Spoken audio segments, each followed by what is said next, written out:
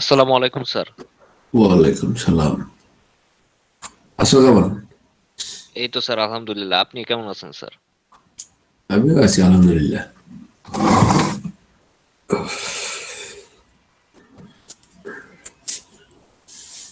Sir একটা request ছিল sir. বলো। স্যার ক্লাস শুরু হওয়া থেকে তো স্যার আপনাকে স্যার দেখি নাই স্যার। দেখতে তো স্যার ইচ্ছা করে। ও আচ্ছা, দেখো না একদিন, সমস্যা নেই। একদিন তাহলে আমরা, তোমার বাসা কি মিরপুরে? জি স্যার, জি স্যার। তাইলে একদিন বিকাল বা সন্ধ্যার দিকে আইসো না, ইয়ার দিকে, ওই যে স্টেডিয়ামের নুরানি মসজিদ মাদ্রাসা আছে না, জি স্যার, ওটা থেকে একটু সামনে গেলে কিছু দোকানপাট আছে খাওয়া দাওয়ার, চেনো? জি স্যার, হম।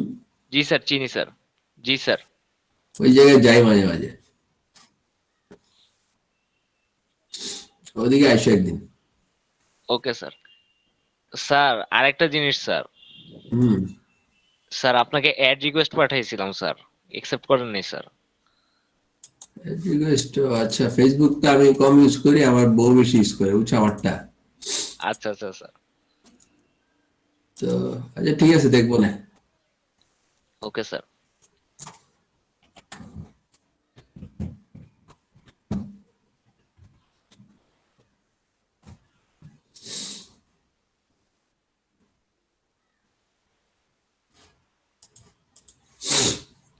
এমনি স্যার আপনার ফ্যামিলির সবাই কেমন আছে স্যার?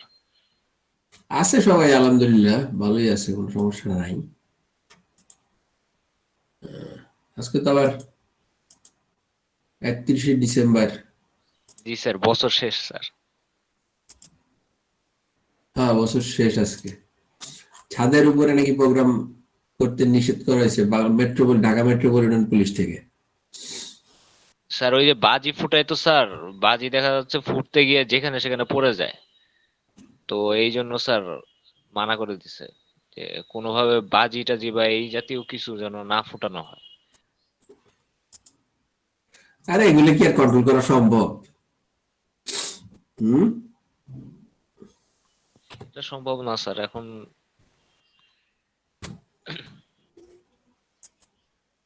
এগুলো সম্ভব না। কোর্স আউটলাইনটা দিব।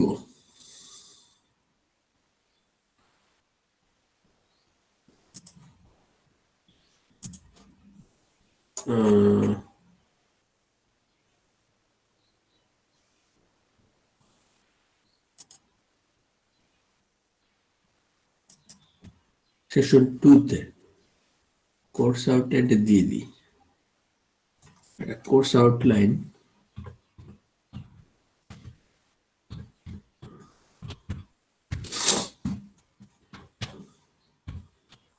বাকি কোর্সগুলো, কোর্স আউটলাইন তোমরা কি দেয়া হয়েছে ইয়াতে গুগল ক্লাসরুমে বাকিগুলা? স্যার সবগুলাই জি স্যার দেয়া হয়েছে। সবগুলো দিয়ে দিছে? স্যার ফার্স্টের দিকেই তো স্যার দিয়ে দেয়া হয় আমি তো দেইনি। Course outline. আমি তো কোনো কোর্স আউটলাইন দেইনি। স্যার আপনি ম্যাটেরিয়ালস গুলো আপলোড দিয়েছেন স্যার। হ্যাঁ, কোর্স আউটলাইন তো দেইনি। না না স্যার আপনি দেন না স্যার। দেন নাই স্যার। এই যে আমিও দিয়ে দিলাম। Okay sir, okay sir. এই যে দেখো, কোর্স আউটলাইন দিয়ে দিচ্ছি। স্যার একটু টাইম লাগবে আসতে। ও, টাইম লাগে না?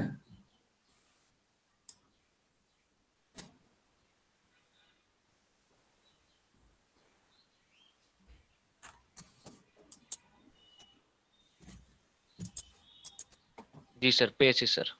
আচ্ছা, ঠিক আছে।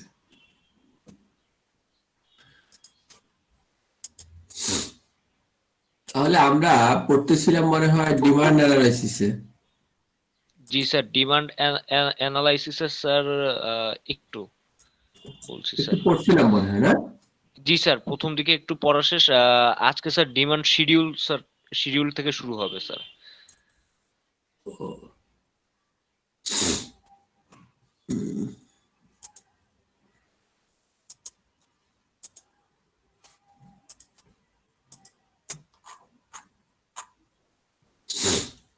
আচ্ছা, এই যে demand equation, mathematical form of demand curve, ইকুয়েশনটা হচ্ছে একটা হাইপোথেটিক্যাল ইকুয়েশন, কিন্তু ডিমান্ড ইকুয়েশন গুলো এরকমই হয়। ডিমান্ড ইকুয়েশন অনুযায়ী আমি এখানে ডিমান্ড শিডিউল টেবিল আকারে মানে সংখ্যার মাধ্যমে এখানে দেখানো হয়েছে, তোমরা একটু চেষ্টা করো। পি হচ্ছে প্রাইস, কিউডি হচ্ছে কোয়ান্টিটি ডিমান্ডেড, পি প্রাইস হচ্ছে ইন্ডিপেন্ডেন্ট আর কোয়ান্টিটি ডিপেন্ডেন্ট হচ্ছে ডিপেন্ডেন্ট। পি এর কতগুলো মানের জন্য আমরা মানে প্রাইসের মানের জন্য আমরা কোয়ান্টিটি ডিমান্ডেড মান পাবো, পি এর মান বসাইলেই কিউডি এর মান পাওয়া যাবে। তো আমরা বা এখানে পি এর মান 0 1 2 3 এভাবে বসালাম আর সাথে সাথে আমরা কিউডির মানও পেলাম। দেখো কারো কোনো প্রবলেম আছে কিনা এখানে টেবিলে।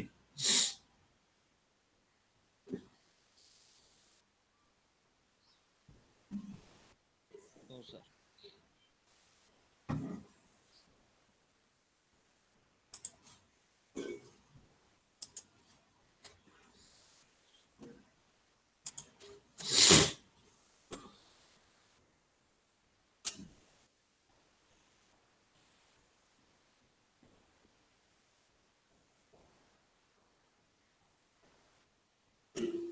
মনে হয় সহজ আছে, কি বলো ফারদিন? জি স্যার। এটা কি মানে কঠিন কিছু? সরি স্যার, শুনতে পারি নাই স্যার। আমি বলতেছি এটা কি না স্যার। কঠিন কঠিন মনে হয়? স্যার নর্মালি বোঝা যাচ্ছে স্যার। সহজই তো, পি এর মান না 0 স্যার। বসালে, পি এর মান 0 হলে কিউডি 6 হবে, তাই তো? তো এতে কোনো সমস্যা আছে? জি স্যার। জি স্যার। জি স্যার। সমস্যা নাই তো?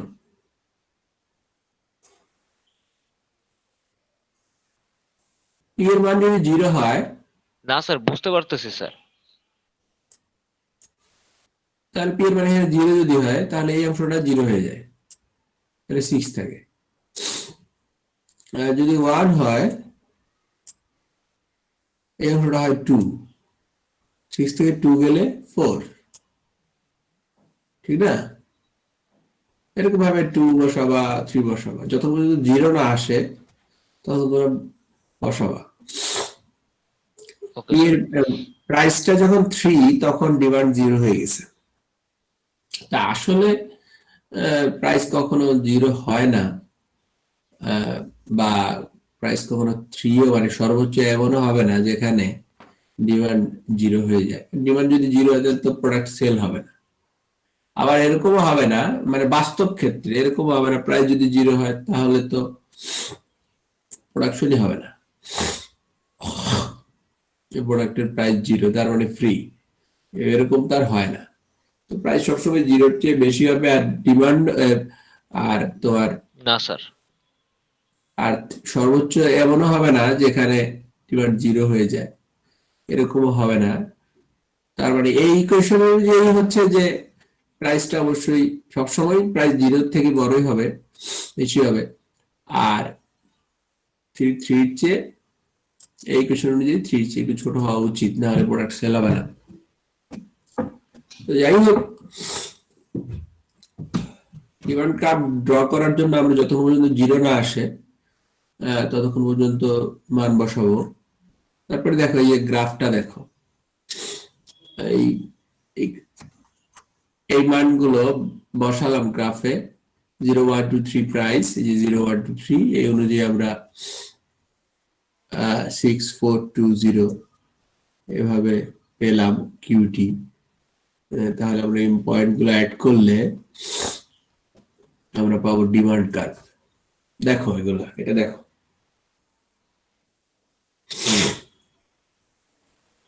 এই আজকে মানে ঠান্ডা বেশি পড়ছে নাকি? আমার আর ঠান্ডা লাগতেছে।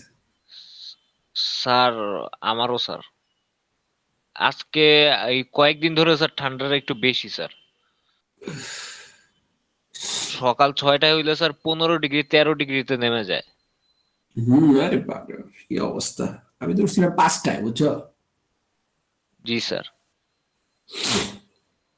পরে তো আবার একটু ঘুমাইলাম আবার, প্রচন্ড ঠান্ডা, টিকা যায় না। স্যার এখন মনে তো হয় ঠান্ডা লাগছে। ঠান্ডা, ওই সকালবেলা ঘুম থেকে উঠলে একটু ঠান্ডা ঠান্ডা লাগে। ঠান্ডা লাগছিল না কয়েকদিন, এরকম নেই। টেম্পারেচার ইন ঢাকা, টেম্পারেচার ওর বাবা 21°C। টেম্পারেচার থেকে বেশি যে রংপুর, তারপরে ওদিকে দেখবে অনেক কম থাকবে, জি স্যার। বুঝছো? যেমন ধরো জি sir. Rangpur, Rangpur temperature 17°। Sir আপনার দেশের বাড়ি কোথায় স্যার? আমার নোয়াখালী। Okay sir. নোয়াখালী চেনো নাকি? স্যার আমার ম্যাক্সিমাম ফ্রেন্ডই নোয়াখালীর, বাট আমরা স্যার দক্ষিণ অঞ্চলের অন্যদিকে স্যার, খুলনা যশোর এই দিকের। ও, খুলনা যশোর, মানে তোমরা হচ্ছে দক্ষিণ পশ্চিমাঞ্চল, জি স্যার। আমরা হচ্ছি দক্ষিণ পূর্বাঞ্চল, জি স্যার। বুঝছো?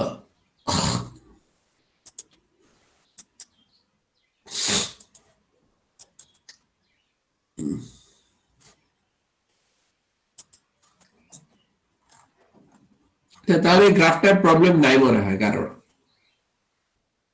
না স্যার, থাকার কথা বুঝতে না। পারছি স্যার, বুঝতে হ্যাঁ? পারতেছি স্যার। সহজ একদম, এই যে পি এর মান 0, 0 যখন তখন কিউটি 6, যখন 1 তখন 4, যখন 2 তখন 2। স্যার স্ট্রেট লাইনের বদলে যদি স্যার আমি রাউন্ড শেপের যদি কোনো কিছু টানি, তাহলে কি স্যার কোনো সমস্যা হবে? না, সমস্যা নেই, এটা তো কার্ভই, আসলে ওরকম বাঁকাই হওয়ার কথা। ওকে তবে স্যার। তোমার ওই সহজ করার জন্য আর কি এভাবে টেনে দিলাম। Okay sir. Okay sir. বই তো আছে স্ট্রেট লাইনে সহজ করে দেওয়া, আমার বোঝার জন্য সুবিধা হয়।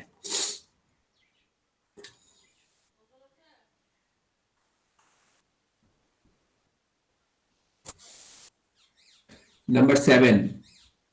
Why does quantity demanded go down as price goes up?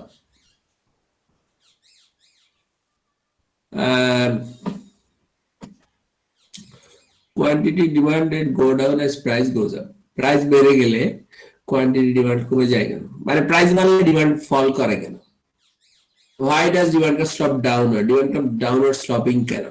Downward sloping মানে হচ্ছে যে ওই তোমার আহ, একটা বাড়লে একটা কমে, নেগেটিভ রিলেশন প্রাইসের সাথে, স্যার প্রাইস এক্সাম্পল ওই যে পেঁয়াজের দাম। জি স্যার, এক্সাম্পল স্যার, পেঁয়াজের দাম যখন বাড়ছিল স্যার, পেঁয়াজ খাওয়া তো মানুষ কমাই দিছিল। হ্যাঁ, কমাইছে তো, এটা স্বাভাবিক। পেঁয়াজের দাম তো অনেক বাড়ছে, সেই জি স্যার। বাড়ার ঠেলায় পেঁয়াজের দাম কিন্তু আরো ভাবে কমে নেই, 60-70 টাকাই আছে, বুঝছো? জি স্যার। পেঁয়াজের দাম নর্মালি থাকে হচ্ছে 30-30 টাকা, 40 টাকা থাকে, কিন্তু ওই বাড়ার কারণে এটা আর নামানো যায়নি, 60 টাকা 70 টাকাই আছে। এরপর স্যার মানুষ পেঁয়াজ খাওয়া কমাই দিছে, আর এখনো পর্যন্ত ওইভাবেই চলতেছে স্যার। এখন আর পেঁয়াজ, বিদেশি পেঁয়াজ আছে। জি স্যার, ওগুলোর দাম তো কম, 35 টাকা কেজি। হ্যাঁ, বিদেশি পেঁয়াজ অভাব নেই, এখন বিদেশি পেঁয়াজ ইদানিং বাইরে গেছে। আর এখন ধরো যে বাংলাদেশে নতুন পেঁয়াজ আসছে, এই মুহূর্তে ইন্ডিয়া আবার ওদের পেঁয়াজের রপ্তানি খুলে দিছে, বুঝছো? জি স্যার। তো এই কারণে হচ্ছে কি হবে, বাংলাদেশে যে কৃষকরা এখানে কিছুটা ক্ষতিগ্রস্ত হবে আর কি। স্যার বাংলাদেশে এবার স্যার ভালো ফলন হয়েছে স্যার, এই কারণে খুলে দিছে ইন্ডিয়া। মানে বাংলাদেশের ক্ষতি হবে আর কি, বুঝছো? হ্যাঁ স্যার, এটা তো ইন্টেনশনটা থাকেই। আবার কি বলবো আসলে, অবস্থা সমস্যা।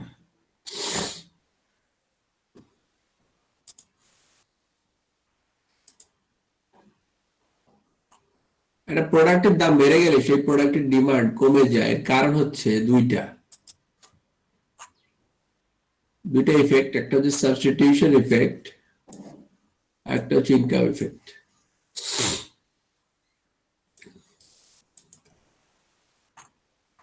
এই ধরো যে প্রাইস বেড়ে গেল, ডিমান্ড কমে গেল, আবার প্রাইস কমে গেল, ডিমান্ড বেড়ে গেল।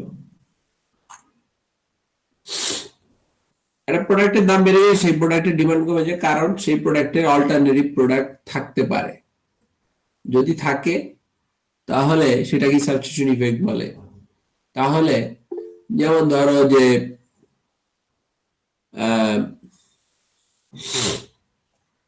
স্যামসাং মোবাইল ফোনের দাম বেড়ে গেছে, তখন সেটার ডিমান্ড কমে যাবে, কারণ কি স্যামসাং ফোনের অল্টারনেটিভ মোবাইল ফোন Xiaomi আছে, বুঝছো? জি স্যার, জি স্যার। Xiaomi কিন্তু এখন মার্কেটে বিশাল একটা শেয়ার দখল করছে, এটা তো তোমরা জানোই। জি স্যার। স্যার নতুন আসছে এই কারণে হচ্ছে যে স্যামসাং ও চেষ্টা করতেছে কিছু করার জন্য। স্যামসাং মোবাইল ফোনের দামও কিন্তু আগের চেয়ে অনেক কমছে, তোমরা লক্ষ্য করবা। Samsung mobile sir. ফোনের দামও কিন্তু আস্তে আস্তে কমতেছে, ঠিক আছে? এই যে এম সিরিজের সেট গুলো 20,000 টাকার মধ্যে ভালো সেট পাওয়া যায়, অথচ এই মানে কনফিগারেশনের সেট 20,000 ছিল না, অনেক বেশি জি ছিল স্যার। স্যামসাং এর ক্ষেত্রে। মানে 25 এর উপরে ছিল, 27, 8, 30 এরকম ছিল। সেখানে স্যামসাং ও 15,000 পাওয়া যায়, 4 GB র্যাম, 64 GB রমে 15-16,000 পাওয়া যায়। তো Xiaomi যেগুলো, সেগুলো তো আবার অফিসিয়াল না, আনঅফিসিয়াল। স্যামসাং আবার অফিসিয়াল সুবিধা আছে। তো ওয়েট করো।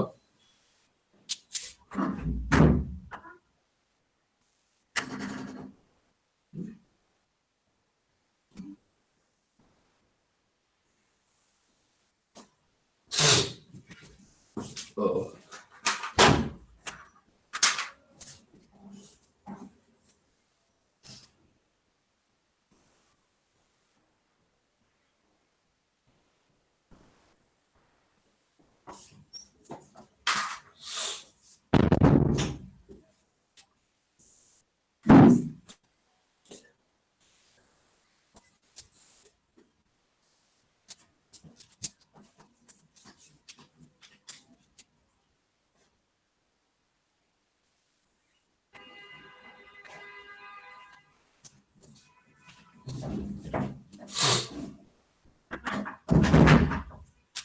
তো এই কারণে হচ্ছে যে একটা প্রোডাক্টের দাম বাড়লে সেই প্রোডাক্ট ডিমান্ড কমে, কারণ হচ্ছে সেই প্রোডাক্ট অল্টারনেটিভ অনেক প্রোডাক্ট চলে আসে,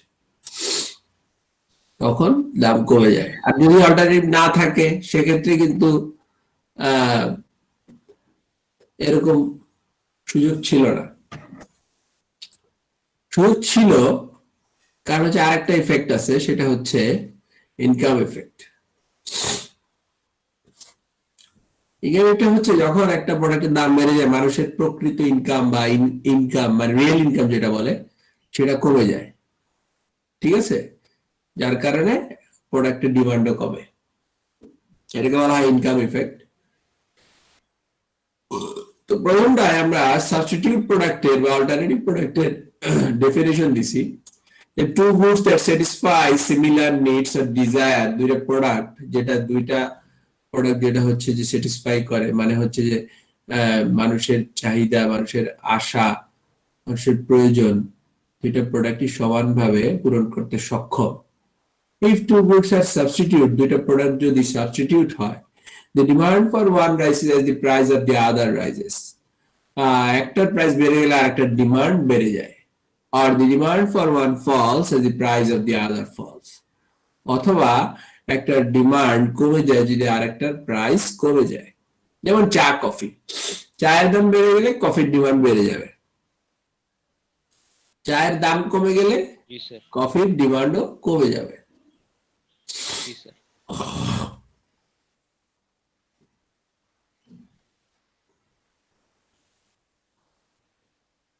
Economic normal good হচ্ছে a good the demand for which rises as income rises, অথবা a good the demand for which falls as income falls. মানে ইনকাম বাড়লে যে প্রোডাক্টের ডিমান্ড হয় সেটা নরমাল গুড, আর ইনকাম কমলেও যে প্রোডাক্টের ডিমান্ড করে সেটাও নরমাল গুড। তার মানে মানুষের ধরো যে একটা নরমাল গুড যেমন ধরো যে কোনো একটা প্রোডাক্ট, তার ধরো দাম বেড়ে গেল, দাম বাড়ার কারণে কি হবে, আমার ইনকামটা কমে গেল। আমার ইনকাম তো ফিক্সডই ছিল, কিন্তু যেহেতু দাম বাড়ছে, তাহলে আমার প্রকৃত ইনকাম বা রিয়েল ইনকাম যেটা, সেটা কমে যাবে আসলে। কারণ আমার ইনকামটা আসলে কমে গেল। তাহলে ইনকাম কমার কারণে কি হবে, প্রোডাক্টের ডিমান্ডও কমে যাবে। তখন যদি প্রোডাক্টের ডিমান্ড কমে যায়, তখন আমরা সেটাকে নর্মাল গুড বলবো। আচ্ছা, তোমরা কি জানো এমন কিছু প্রোডাক্ট আছে যেগুলার, ওই যে তোমাদের বলছিলাম মনে হয়, যে প্রাইস বাড়লে ডিমান্ড বাড়ে, বলছিলাম? স্যার ওই যে যেমন স্যার পুরানো কয়েন স্যার, পুরানো কয়েন বা কোনো প্লেয়ারের ব্যাট। হ্যাঁ হ্যাঁ হ্যাঁ, মানে এন্টিক আর কি, এন্টিক যেগুলো নিলামে হয় আর কি, নিলামে ওঠে যেগুলো। জি স্যার, অ্যান্টিক জিনিস, জি স্যার। হ্যাঁ, এন্টিক জিনিস যেগুলো জি নিলামে স্যার, ওঠে। জি স্যার। আর একটা হচ্ছে তোমার শেয়ার মার্কেটের ক্ষেত্রে, শেয়ার মার্কেটের ক্ষেত্রে এরকম হয়, প্রাইস যেগুলো বাড়ে সেগুলোরই ডিমান্ড বাড়ে। ঠিক আছে? জি স্যার। শেয়ার মার্কেটটা আসলে এত সহজ না, এটা অনেক টাফ। শেয়ার মার্কেট অ্যানালাইসিস করা। আর যেহেতু বাংলাদেশের প্রেক্ষাপটে কোম্পানিগুলো দুর্নীতিবাজ, ইভেন সবাই দুর্নীতিবাজ, তো সেক্ষেত্রে বাংলাদেশে অ্যানালাইসিস করেও কাজ হয় না।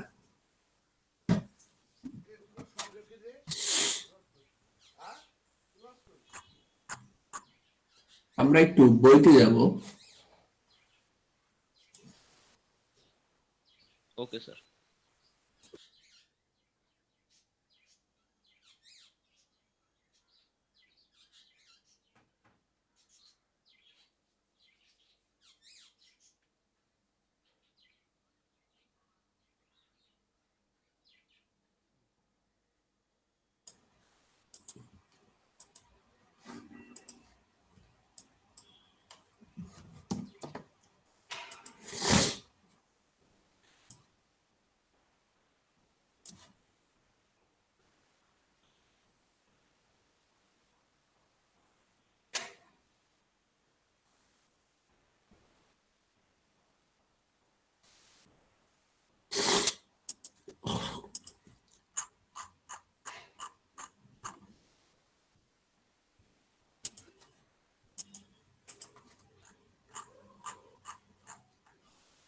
এখান থেকে লিখছিলাম সাবস্টিটিউট গুড এর ডেফিনেশনটা, এখানেই আছে। হয়তো 65 পেজে আরেক ধরনের প্রোডাক্ট আছে, কমপ্লিমেন্টস।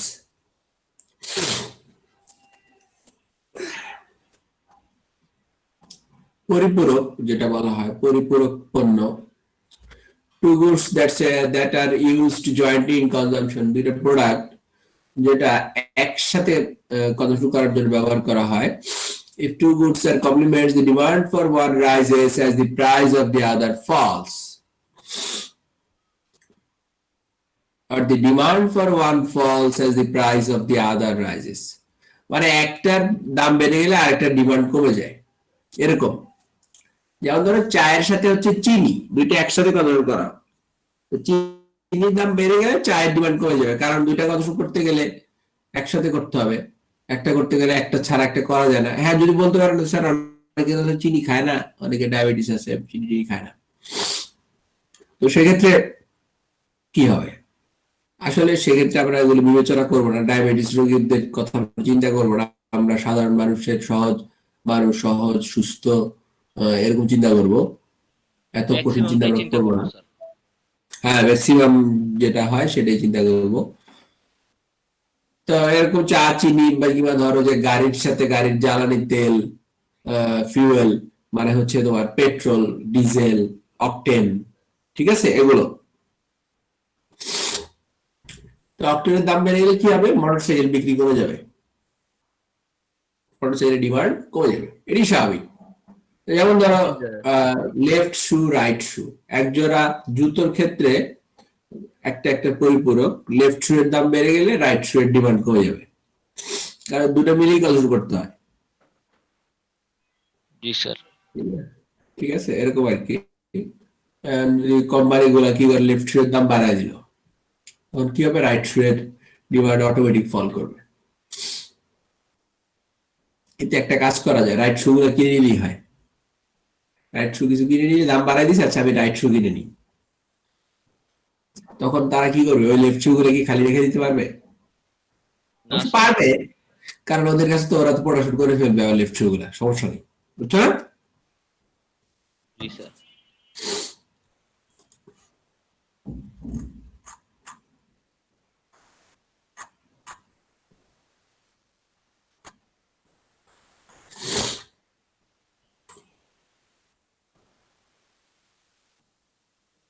এই আমরা একটা নর্মাল করছিলাম, যে ইনকাম বাড়লে যে প্রোডাক্টের ডিমান্ড বাড়ে সেটা ছিল নর্মাল, আর ইনকাম বাড়লে যে প্রোডাক্টের ডিমান্ড কমে বা ইনকাম কমলে যে প্রোডাক্টের ডিমান্ড বাড়ে সেটা হচ্ছে ইনফেরিয়র। কিভাবে? যেমন ধরো ইউনিলিভারের ডিটারজেন্ট পাউডার 3 রকমের আছে। একটা হচ্ছে ইকোনমিক ক্লাস হুইল ডিটারজেন্ট, যেটা মিড লেভেলের একটা প্রোডাক্ট, সেটা হচ্ছে রিন ডিটারজেন্ট। আর প্রিমিয়াম যেটা, সেটা হচ্ছে সার্ফ এক্সেল, ঠিক না? সার্ফ এক্সেলের দাম বেশি সবচেয়ে, জি স্যার। জি জি স্যার। স্যার। জি তারপরে স্যার। রিনের, তারপরে সবচেয়ে কম দাম হচ্ছে হুইল। জি স্যার। তো এখানে তোমার যখন ইনকাম ছিল 20,000, তখন ইউজ করতো ধরো 1 লোক হুইল ডিটারজেন্ট। এখন তার ইনকাম হয়ে গেল 30,000, সে এখন ইউজ করবে রিন।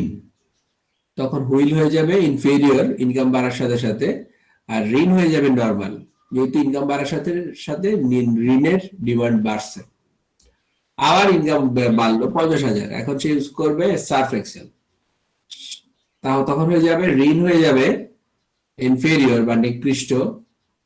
নিকৃষ্ট মানে আসলে কম ভালো আর কি। এখন তার টাকা ইনকাম অনুযায়ী সে তো আর ঋণ ইউজ করবে না, সে তো ইউজ করবে সার্ফ এক্সেল, ঠিক না? তার মধ্যে দিয়ে চিন্তা করলাম আমার তো টাকা আছে, আমি এখন আরো বেশি ভালো ইউজ করবো। মানে কি স্যার, এই চাহিদা বাড়ার সাথে সাথে কি স্যার এই মানে চাহিদা বাড়ে নাই আসলে, বাড়ছে ভালো প্রোডাক্টের চাহিদা বাড়ছে। মানে ইনকাম বাড়ার সাথে সাথে চাহিদাটা বাড়ে আর কি স্যার, এরকম কিছু? ইনকাম বাড়ার সাথে সাথে ভালো প্রোডাক্টের চাহিদা বাড়ে, আচ্ছা আচ্ছা। এটি স্বাভাবিক। সেগুলোকে নর্মাল বাড়ে, আর যেগুলোর চাহিদা কমে যায় ওগুলো হচ্ছে ইনফেরিয়র বা নিকৃষ্ট, মানে ওগুলি কম ভালো। একসময় ওগুলো ভালো ছিল তার কাছে, কিন্তু এখন তার কাছে ওগুলো কম ভালো। এই যেমন ধরো যে আমরা ধরো যে ইয়াতে ওই স্টেডিয়ামের ওই নুরানি মসজিদের একটু সামনে গেলে যে দোকানগুলো, ওগুলোতে ধরো তুমি 35 টাকায় তুমি ফ্রাইড চিকেন খেতে পারবা, কিন্তু এটাই তুমি যদি ইয়াতে খাও সুপ্রিম ডাইনার্সে 90 টাকা লাগবে, ঠিক না? আবার কেএফসিতে গেলে এটাই তোমার বেশি, কিনলে দাম ঠিক আছে, কেএফসিতে গেলে এটাই তোমার 100 টাকা 120 টাকা লাগবে। জি স্যার। জি স্যার। আবার এটাই তুমি যদি রেডিসানে যাও, ওখানে তোমার এটাই 200 টাকা লাগবে, ঠিক আছে? কিন্তু না, কিছুটা চেঞ্জ আছে, কিছুটা টেস্টের চেঞ্জ আছে। রেডিসানের কোয়ালিটি বা কেএফসির কোয়ালিটি একটু ভালো বেশি হবে। স্যার আমার একটা প্রশ্ন আছে স্যার। স্যার বলো। স্যার বিষয়টা হচ্ছে স্যার, আপনি যে বললেন স্যার এই যে পরিবর্তনটা আসবে স্যার, তো একটা জিনিসের স্যার যুগের সঙ্গে তাল মেলাতে গেলে তো স্যার পরিবর্তন না না, আসবে যুগের স্যার। সাথে এখানে ইম্পর্টেন্ট, এখানে ইনকামের সাথে গুরুত্ব। জি স্যার, ইনকামের সাথে সেক্ষেত্রে কি স্যার যুগের সাথে সময়ের সঙ্গে তাল মানুষের মিলাবো কিভাবে? প্রয়োজনীয়তা নির্ভর না করবে না? থাকলে। হ্যাঁ বলো। স্যার এখানে কি স্যার সময়ের সঙ্গে মানুষের প্রয়োজনীয়তা ডিফার করবে না? যেমন আমার একটা জিনিস আগে প্রয়োজন ছিল, সেটা আমার সময়ের সঙ্গে সঙ্গে আমার সেই চাহিদাটা পরিবর্তন হয়েছে, সেক্ষেত্রে সেই জিনিসটা আমার এখন লাগতেছে না। স্যার সেক্ষেত্রে একটা পরিবর্তন কি লক্ষণীয় না স্যার? কোনটা আমি বুঝিনি। তোমার সময়ের সাথে সাথে প্রোডাক্টের ডিমান্ড, ডাইভার্সিফাইড প্রোডাক্টের ডিমান্ড চেঞ্জ হয়, তাই তো? স্যার জি স্যার, জি স্যার, এক্স্যাক্টলি। আচ্ছা যাই হোক, তুমি যেটা বলছো এটা ঠিক আছে। এখন তোমার যদি এখানে আমি ওই সময় টময় যেগুলো আছে ওগুলোকে আমি কনস্ট্যান্ট ধরে নিছি, কথা বুঝতে পারছো? জি স্যার, জি স্যার।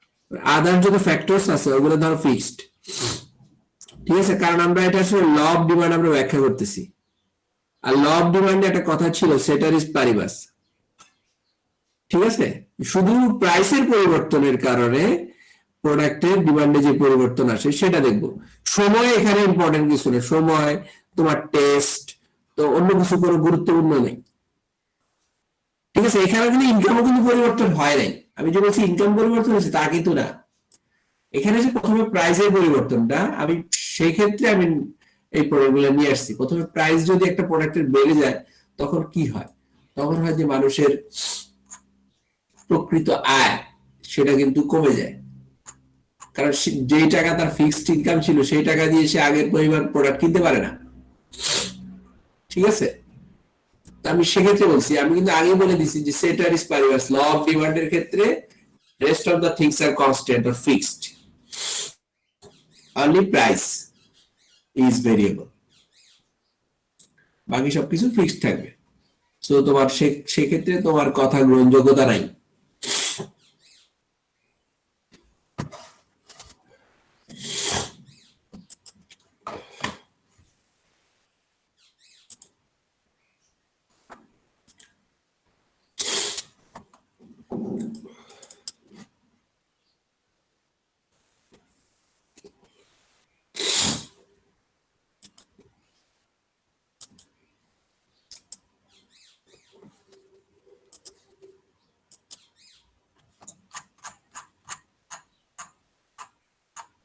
এখন দেখো আমরা কোথায় আসছি।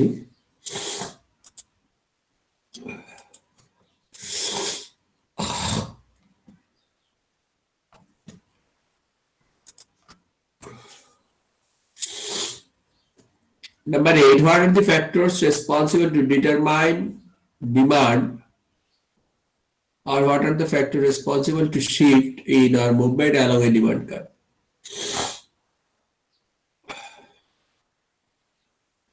আচ্ছা, ওয়েট করো। Okay sir.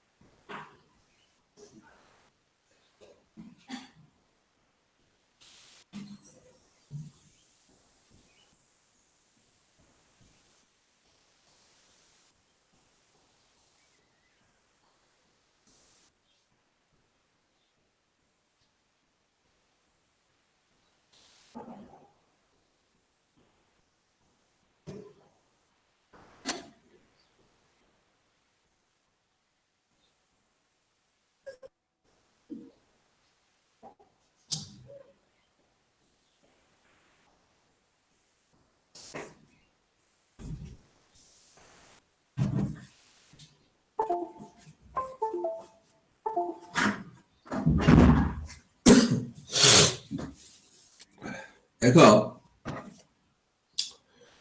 what are the factors responsible to determine demand, কোন কোন ফ্যাক্টর গুলা ডিমান্ড নির্ধারণ করে,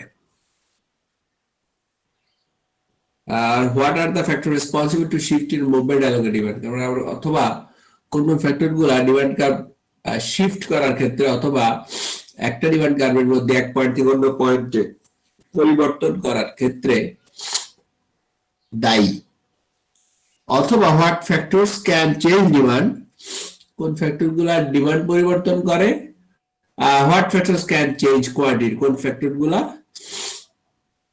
কোয়ান্টিটি ডিমান্ডেড পরিবর্তন করে।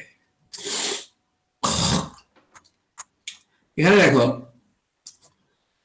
আমি আলাদা করে পার্থক্যের মতো করে লিখছি, কোন ফ্যাক্টর গুলোর কারণে আসলে ডিমান্ড কার্ভ শিফট করে সেটা বাম পাশে, আর কোন ফ্যাক্টর গুলোর কারণে ডিমান্ড কার্ভেই মুভমেন্ট করে সেটা ডান পাশে।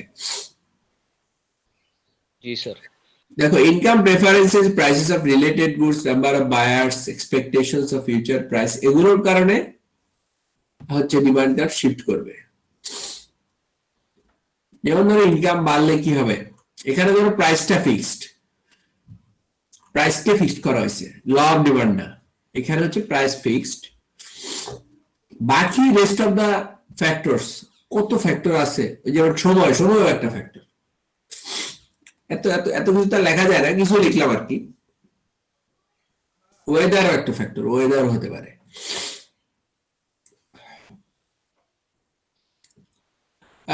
ইনকাম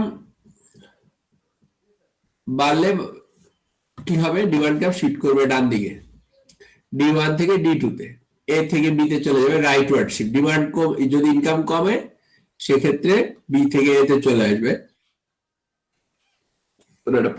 পার্টিকুলার প্রোডাক্টের ডিমান্ড। প্রেফারেন্স মানে কেউ টেস্ট প্রেফারেন্স এরকম থাকে যে আমি একটা প্রোডাক্ট বেশি পছন্দ করি এরকম, তো যদি বেশি প্রেফার করে কোনো একটা প্রোডাক্ট তাহলে সেই প্রোডাক্টের ডিমান্ড কার্ভ ডান দিকে শিফট করে, আর যদি পছন্দ না করে তাহলে সেই প্রোডাক্টের ডিমান্ড বাম দিকে বা লেফটওয়ার্ড শিফট করবে, বি থেকে এতে চলে আসবে। রিলেটেড গুড, রিলেটেড গুড হচ্ছে সাবস্টিটিউট আর কমপ্লিমেন্টস গুড এর কথা বলা হয়েছে। এই প্রোডাক্টের এখানে এটা যে প্রোডাক্টের ডিমান্ড কার্ভ, সে এই প্রোডাক্টের যদি প্রাইস বাড়ে তাহলে এর ডিমান্ড প্রাইস বাড়ার সাথে সম্পর্ক নাই, এখানে তো প্রাইস ফিক্সড করা হয়েছে এই প্রোডাক্টটার। এই প্রোডাক্টের রিলেটেড যে প্রোডাক্টটা, সেই প্রোডাক্টের যদি প্রাইস বেড়ে যায়, ধরো সাবস্টিটিউট প্রোডাক্টের প্রাইস বেড়ে গেল এই প্রোডাক্টের, সেক্ষেত্রে এই প্রোডাক্টের ডিমান্ড কার্ভ বাম দিকে শিফট করবে, ডান দিকে শিফট করবে। আর যদি সাবস্টিটিউট প্রোডাক্টের প্রাইস কমে যায় তাহলে এই প্রোডাক্টের ডিমান্ড কার্ভ ডান দিকে রাইটওয়ার্ড শিফট করবে। আবার কমপ্লিমেন্টস এর ক্ষেত্রেও হবে, কমপ্লিমেন্টস প্রোডাক্টের দাম বেড়ে গেলে এই প্রোডাক্টের ডিমান্ড কার্ভ বাম দিকে শিফট করবে, আর কমপ্লিমেন্টস প্রোডাক্টের দাম কমে গেলে এই প্রোডাক্ট ডিমান্ড কার্ভ ডান দিকে বা রাইটওয়ার্ড শিফট করবে। নাম্বার অফ বায়ার্স বা ক্রেতার সংখ্যা বাড়লেও ডিমান্ড কার্ভ ডান দিকে শিফট করে। ক্রেতার সংখ্যা যত বেশি হবে ডিমান্ডও তত বেশি হবে এটা পার্টিকুলার প্রোডাক্টের, আর কমলে কমে যাবে। এক্সপেকটেশনস অফ ফিউচার প্রাইস মানে হচ্ছে ভবিষ্যতে প্রত্যাশিত মূল্য। এই প্রোডাক্টের ক্ষেত্রে যদি কনজিউমার মনে করে যে ভবিষ্যতে এই প্রোডাক্টের দাম কমে যাবে তাহলে এখন ডিমান্ড কমে যাবে, এখন এই দামে ডিমান্ডটা কমে যাবে। আর যদি মনে করে যে না ভবিষ্যতে এই প্রোডাক্টের দাম বেড়ে যাবে তাহলে কি হবে, তাহলে ডান দিকে শিফট করবে, এখন তাহলে ডিমান্ড বেশি থাকবে। তবে এগুলো নরমালি হয় ডিউরেবল প্রোডাক্টের ক্ষেত্রে, কারণ খাবার, বিশেষ করে খাবার তো আসলে বেশি দিন টিকে না। হ্যাঁ, কিছু কিছু প্রক্রিয়াজাতকরণ খাবার হয়তো কিছুদিন টিকে, 2-4 মাস টিকে, ঠিক আছে। স্যার যেমন জেলি তো অনেক দিন টিকে স্যার। টিকে ঠিক আছে, কিন্তু এত বেশি টিকে এগুলি খাওয়া ঠিক না, প্রিজারভেটিভ দেওয়া থাকে, ঠিক আছে। জি স্যার, জি স্যার। বেশি পুরনো জিনিস খাওয়া ঠিক না। তবে ওই কিছু তেল জাতীয় খাবার, স্পেশালি তোমার ওই আচার টাচার, এগুলো তেল দিলে, সরিষার তেল দিয়ে রোদে টোদে দিলে এগুলি থাকে। এগুলি মোটামুটি বাসায়, তো বাসার খাবার গুলো যেগুলো প্রক্রিয়াজাতকরণ করে রাখা হয় সেগুলো মোটামুটি ভালো, কিন্তু তারপরে প্রক্রিয়াজাতকরণ খাবার ভালো না, কারণ হচ্ছে সেগুলোর যেই গুণগত মান, ভিতরে যে ফুড কন্টেন্ট সেগুলো নষ্ট হয়ে যায়, থাকে না এভাবে। সেগুলো তো বুঝে একটা জিনিসের, একটা খাবারের মধ্যে মিনারেলস, ভিটামিনস যেগুলো থাকে ওগুলো আস্তে আস্তে নষ্ট হয়ে যায়, বেশি দিন তার এগুলি থাকে না। তারপরে হচ্ছে যে এটা হচ্ছে ল অফ ডিমান্ড আর কি, 2 নাম্বারে চেঞ্জ ইন কোয়ান্টিটি ডিমান্ডেড যেটা, সেটা হচ্ছে ল অফ ডিমান্ড। এটা ল অফ ডিমান্ড শিফটের ক্ষেত্রে হচ্ছে এরকম, আর মুভমেন্টের ক্ষেত্রে হচ্ছে এরকম হবে, এ থেকে বি থেকে একটা কার্ভের মধ্যেই থাকবে, কারণ এখানে প্রাইসের যে পরিবর্তন, আর বামে হচ্ছে প্রাইসটা ফিক্সড ছিল, কিন্তু এখানে হচ্ছে প্রাইসটাকে আমরা ভেরিয়েবল করে নিছি। আসলে দুইটাই একসাথে থাকে, আসলে সত্যি কথা যেটা বাস্তব, মানে রিয়েল ওয়ার্ল্ডে আসলে প্রাইসও বাড়ে কমে একসাথে, আবার এগুলোও আছে, ইনকাম প্রেফারেন্সেস এগুলোও থাকে। তো এত কিছু তো মানুষ চিন্তা করতে পারে না, আসলে একসাথে অনেক কিছু কিন্তু চিন্তা করা যায় না, মানুষের কিছু সীমাবদ্ধতা আছে, আর একসাথে এত কিছু চিন্তা করলে অনেক কাজ করা যাবে না, ঠিক আছে। কিছু এফিসিয়েন্সি লস হবে এবং সেটা বিবেচনা করতে হবে। এত চিন্তা করে তুমি একটা প্রোডাক্ট কিনতে পারবে না। তুমি একটা কিছু কিনতে গেলা, এখন দেখলা যে দু একটা দোকানে হয়তো দেখবা, তুমি তো আর 50 দোকানে দেখবা না। ধরো একটা প্রোডাক্ট কিনতে গেলে প্রোডাক্টটার দাম হচ্ছে 200 টাকা, এখন 200 টাকা লাগে কি তুমি 10টা দোকান 20টা দোকানে ঘুরবা? তুমি হয়তো দু একটা দোকানে গেলা, 3টা দোকানে গেলা, জি এত বেশি গেলে তোমার সময় নষ্ট হচ্ছে, ঠিক না? তুমি এত বেশি যেতে পারবে না। সো এগুলো বিষয়।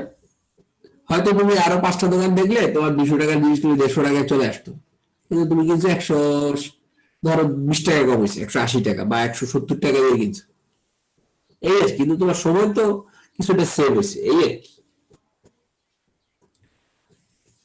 তো কিছু পেতে গেলে কিছু ছাড়তে হবে, এটাই স্বাভাবিক। সবসময় অপরচুনিটি কস্ট আছে, সব সময় ছিল, আছে, থাকবে, এই জীবন চলে যাবে। জি স্যার। তারপরে আরেকটা ছোট্ট একটা ইয়ে আছে, টপিক, এটা আমরা দেখবো না পরে। অ্যাটেন্ডেন্স দিয়ে দাও। স্যার, একটা কথা ছিল স্যার। হ্যাঁ, কে বলো? স্যার স্যার আদার্স ইনটেকের স্যার নাম্বারটা কি তুলেছিলেন? বুঝিনি, আদার্স ইনটেক? জি স্যার, জি স্যার। না, আমি বলছি যে অন্য ইনটেকে যারা আছো তারা তোমার এই চ্যাট বক্সে তাদের আইডি ইনটেক হাইফেন দিয়ে ফুল আইডিটা লিখবা। আচ্ছা স্যার। স্যার ইনটেক আমি তো লিখবে, তারপরে পুরো আইডি লিখবা। জি স্যার, আমি তো স্যার গত 4টা ক্লাস করছি, আমি তো স্যার লাস্টে 3টা ইয়া লিখতাম আর কি, আর ইনটেক লিখতাম। হ্যাঁ, ইনটেক লেখা নাই? স্যার ইনটেক লিখতাম আর হচ্ছে লাস্টে 3টা ইয়া লিখতাম আইডি নাম্বার। তাহলে ঠিক আছে, তাহলে ঠিক আছে, হচ্ছে হচ্ছে, তাহলে আমি লিখতেছি ওইভাবেই, সমস্যা নেই, তুমি লিখো। ওকে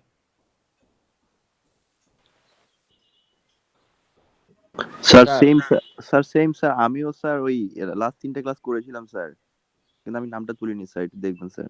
কেন তুমি ইনটেক ইনটেক লেখা নাই? না স্যার। ইনটেক না লিখলে হয়তো তুমি অ্যাটেন্ডেন্স পাও নাই। জি স্যার, আমি হয়তো অ্যাটেন্ডেন্স পাইনি স্যার, কিন্তু স্যার আমি দুটো তাহলে ক্লাস তুমি করেছি। এটা তোমার দোষ না, আমি তো আগেই বলছি যে ইনটেক লিখবা, ইনটেক লিখে আইডি পুরা লিখবা যারা অন্য ইনটেকের। জি স্যার, ওকে এখন স্যার। কেউ যদি এই কাজ না করো তাহলে অ্যাটেন্ডেন্স পাবা না। জি স্যার।